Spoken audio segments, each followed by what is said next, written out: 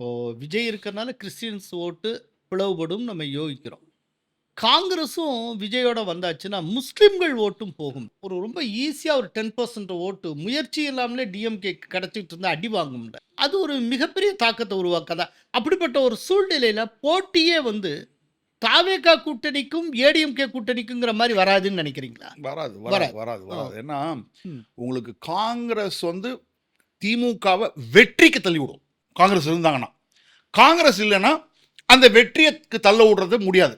அதே சமயத்தில் சிறுபான்மையினர் முஸ்லீம் வந்து அவங்க ரொம்ப டாக்டிக்கலாக போடுவாங்க சார். டெல்லியில் பார்த்துருக்கோம், மகாராஷ்டிராவில் பார்த்துருக்கோம், பீகாரில் பீகார்ல பார்த்துருக்கோம். பார்க்குறோம். இல்லை, அதாவது பீகாரில் பார்த்தீங்கன்னா சீமாஞ்சலில் வந்து காங்கிரஸுக்கு போடக்கூடாது, சரி எம்ஐஎம்க்கு போட்டு நம்ம வந்து பிஜேபியை தோற்கடிப்போம். ஸோ அதே நம்ம பார்த்தோமே, தெலுங்கானாவில் பார்க்கலையா, ஜமாத்து இந்தந்த தொகுதிகளெல்லாம் பிஆர்எஸ்க்கு போடுங்க, இந்தந்த தொகுதிகளெல்லாம் காங்கிரஸுக்கு போடுங்கன்னு கொடுத்து நம்ம விவாதமே பண்ணுவோம். ஸ்ட்ராட்டஜிக் ஓட்டிங் டிப்பிக்கல் இதை நம்ம அங்க அங்க பார்த்தோம். பார்த்தோம், ஓப்பனாகவே சொன்னாங்கல்ல.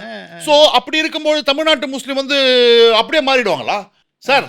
அதிமுகவோட எஸ்டிபிஐ இருக்காங்க சார். ம். நான் கோயம்புத்தூர்ல உக்கடம்ல போய் கேட்குறேன், எஸ்டிபிஐ, ஓ எஸ்டிபிஐ அங்கே இருக்காங்களா?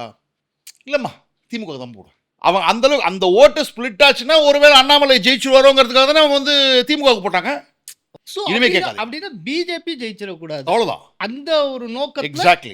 ஒரு பர்டிகுலர் டைரக்ஷனை நோக்கி தான் முஸ்லிம்ஸ் எஸ், ஓட்டு போகும். அவங்க வந்து இந்த இப்போ வந்து ஒரு இடத்துல ராஜேஷ்குமார் நிற்கிறாருன்னு வச்சுக்கோங்க, காங்கிரஸ் தாவேகா அலையன்ஸ்ல. அவர் ஜெயிப்பார் நினைச்சாங்கன்னா திமுக ஓட்டு போட மாட்டாங்க, ராஜேஷ்குமார் போட்டுட்டாங்க. தூத்துக்குடியில் கீதா ஜீவன் தான் ஜெயிக்கிற பாரு நிலைமையில இருக்காங்கன்னா தாவேகா காங்கிரஸுக்கு போக மாட்டாங்க, கீதா ஜீவனுக்கு போடுவாங்க.